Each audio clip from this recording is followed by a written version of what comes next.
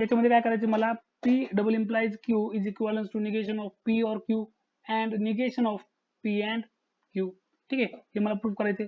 तर एलिमेंट दोन आहेत, तर P आणि Q. याच्यानंतर काय, निगेशन कोणत्याही एका पर्टिक्युलर एलिमेंटचं घेतलेलं नाही. ठीक आहे, तर मग P and Q, P double implies Q हा आहे लेफ्ट साईडचा एलिमेंट. राईट साईडला जर मूव्ह केलं तर निगेशन ऑफ P और Q ब्रॅकेटमध्ये P और Q and negation of P and Q, म्हणजे मला अगोदर घ्यावं लागेल P अँड Q, नंतर याचं घ्यावं लागेल निगेशन. ठीक आहे, पुढे जाऊ.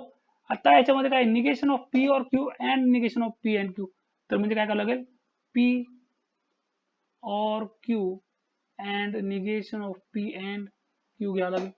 अँड ॲट लास्ट याचं निगेशन घ्यायचंय. मी काय करतो, निगेशन ऑफ P और Q and negation of P and column दाखव. कॉलम आहे 1 2 3 4 5 6 7 आणि 8. ठीक आहे, तर दोनच एलिमेंट आहेत, म्हणजे व्हॅल्यू असतील, सॉरी रो असतील 4, ट्रू फॉल्स ट्रू फॉल्स.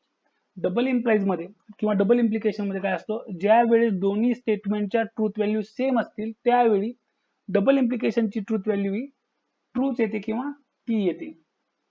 म्हणजे पहिला रो आणि चौथा रो दोन्ही ठिकाणी ट्रू ट्रू येईल, अदरवाईज फॉल्स, कारण या दोन्हीमध्ये काय, दोन्हीच्या ट्रूथ व्हॅल्यू वेगवेगळ्या आहेत.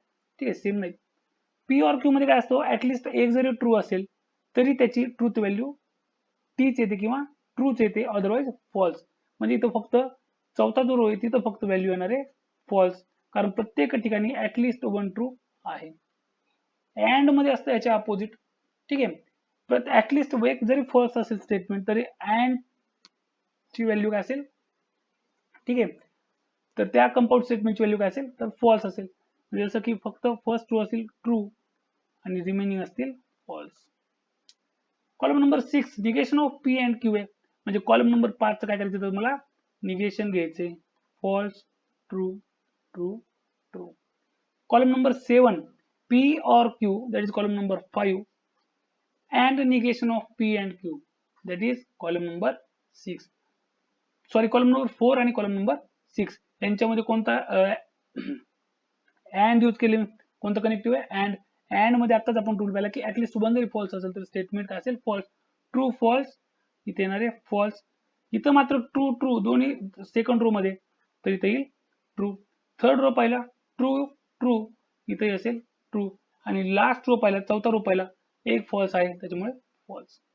ठीक आहे, आणि आता at column 8 that is our resultant RHS. ठीक आहे, राईट हँड साइड आहे. याच्यामध्ये काय, negation of column number 7 simple, false होईल ट्रू, ट्रू असेल फॉल्स, ट्रू असेल फॉल्स, आणि ऍट लास्ट फॉल्स असेल ट्रू. जर मी कम्पेअर केलं तर negation P double implies Q हा होता माझा कॉलम नंबर 3, कॉलम नंबर होता 3, आणि राईट हँड साइड हा होता माझा कॉलम नंबर 8.